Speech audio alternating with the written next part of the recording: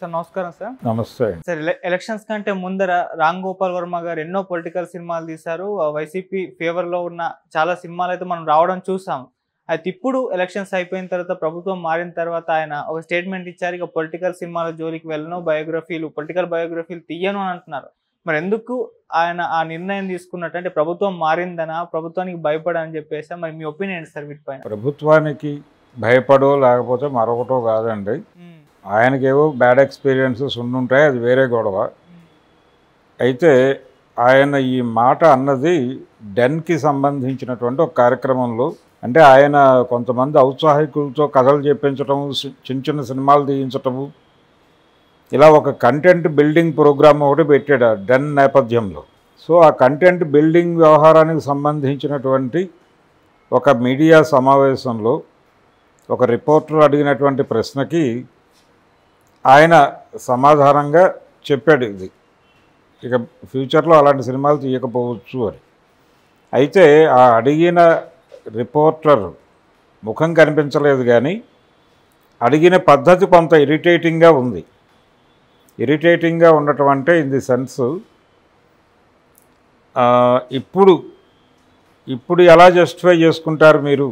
పవన్ కళ్యాణ్ని రెడిక్యూల్ చేసి చూపించారు కదా, లోకేష్ని రెడిక్యూల్ చేసి చూపించారు కదా, చంద్రబాబుని కూడా అలాగే చూపించారు కదా, ఇప్పుడు ఎలా జస్టిఫై చేసుకుంటారు అని ఈయన గుచ్చి అడిగాడు.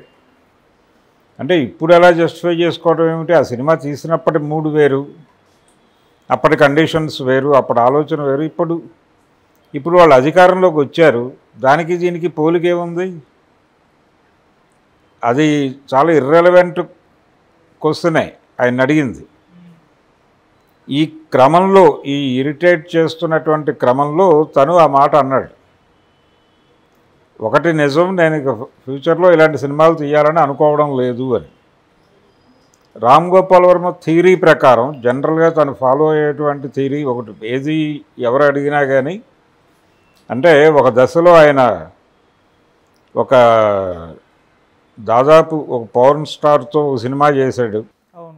ఆ టైంలో ఆయన మీద చాలా విమర్శలు వచ్చినప్పుడు ఆయన ఒక సమాధానం చెప్పాడు. ఓ డైరెక్టర్ అన్న తర్వాత అన్ని జానర్స్లోనూ సినిమాలు తీయాలి కదా అన్నాడు. అట్లా నేను ఈ జానర్లో కూడా ఒక సినిమా తీశాను, నాలాగా ఇన్ని జానర్స్లో సినిమాలు తీసినటువంటి డైరెక్టర్ ఇంకొకటి ఉన్నాడా ఇండస్ట్రీలో అని ఒక ప్రశ్నని సంధించాడు ఆయన. దాదాపు అదే ప్రశ్న ఇప్పుడు అడుగుతాడు ఆయన. అదొక జానర్ చేశాను నేను, అయిపోయింది.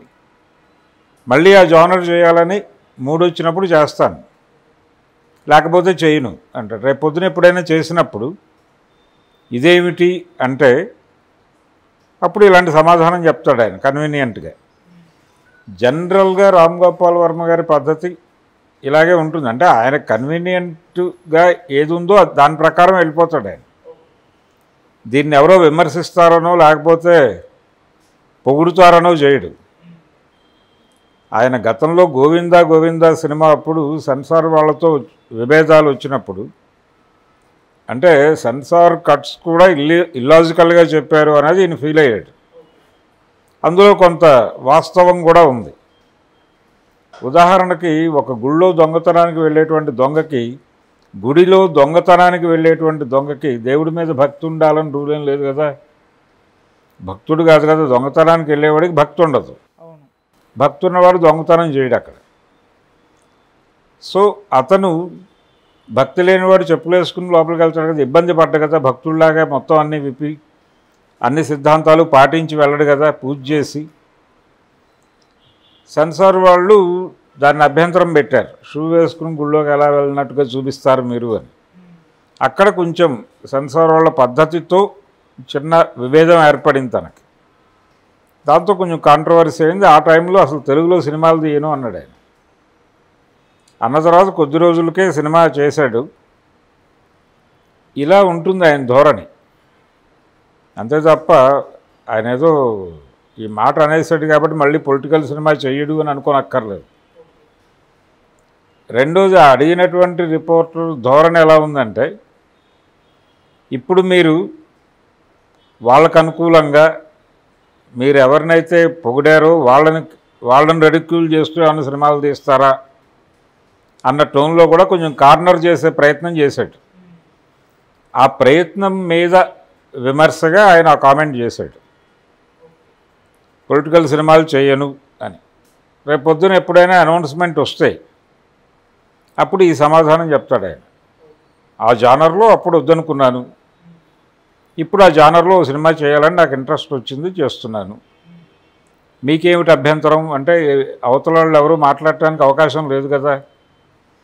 తన పర్సనల్ స్పేస్ని చాలా జాగ్రత్తగా ఉంచుకుంటాడు ఆయన, రామ్ గోపాల్ వర్మ.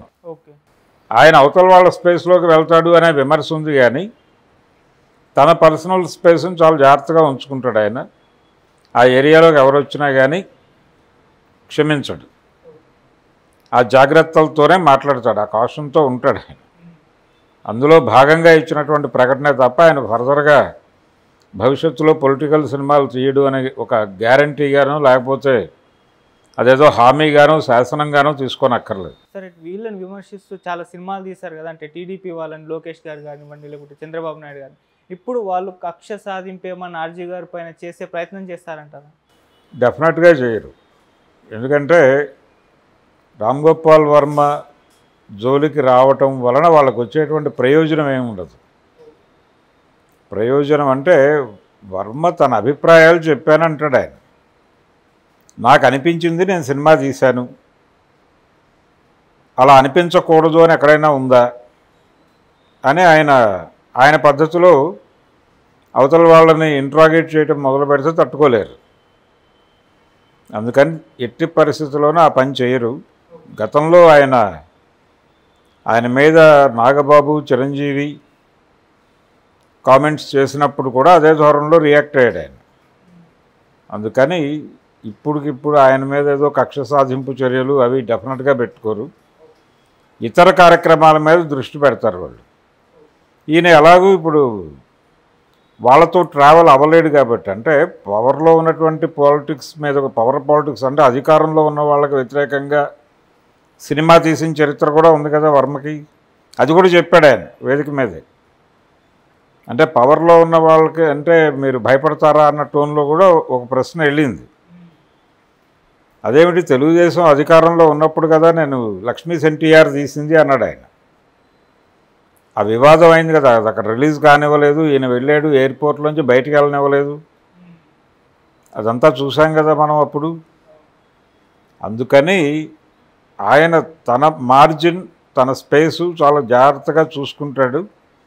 అది జాగ్రత్తగా ప్రొటెక్ట్ చేసుకుంటూ ఆ ఏరియాలోకి ఎవరన్నా వస్తే దాడి తీవ్రంగా చేస్తాడు. అదే చేశాడు ఈరోజు. చంద్రబాబు నాయుడు దగ్గరికి వెళ్ళి ఆ ములాఖాత్ పెట్టి మద్దతు ప్రకటించు, ఇవన్నీ డిజైన్ చేసింది బీజేపీ. ఆ డిజైనింగ్లో భాగంగా వెళ్ళాడు ఆయన. చంద్రబాబుని తమ కంట్రోల్లో తీసుకోవాలని వాళ్ళు అనుకున్నారు కాబట్టి జరిగింది. వాళ్ళు అనుకోకపోతే చంద్రబాబు నాయుడు ఆ డిజైన్లోకి వచ్చుండేవాడు కాకపోవచ్చు. సో అది బీజేపీ తాలూకా వ్యవహారం. బీజేపీతో ఎలాగైనా స్నేహం చేయాలనుకున్నప్పుడు వాళ్ళకి తన మనస్సుని నివేదించడానికి చంద్రబాబుకున్న ఏకైక అవకాశం పవన్ కళ్యాణ్. పవన్ కళ్యాణ్ ద్వారానే ఆయన మెసేజ్లు పంపించాడు, వాళ్ళకి ప్రేమలేఖలు రాశాడు. దేనికి వాళ్ళు స్పందించాల. వాళ్ళకి అవసరం అనిపించినప్పుడు మాత్రం అదే పవన్ కళ్యాణ్ ద్వారా ఒక సంధి చేశారు, కూటమి కట్టారు, ఎన్నికలకు వెళ్ళారు, విజయం సాధించారు. ఈ క్రమంలో అంటే పవన్ కళ్యాణ్తో జాగ్రత్తగా ఉండాల్సిన అవసరం చంద్రబాబుకి ఉంది అనడానికి ఇంకొక నిదర్శనం మొన్న ప్రమాణ స్వీకారం రోజు. Thank you so much. Thank you.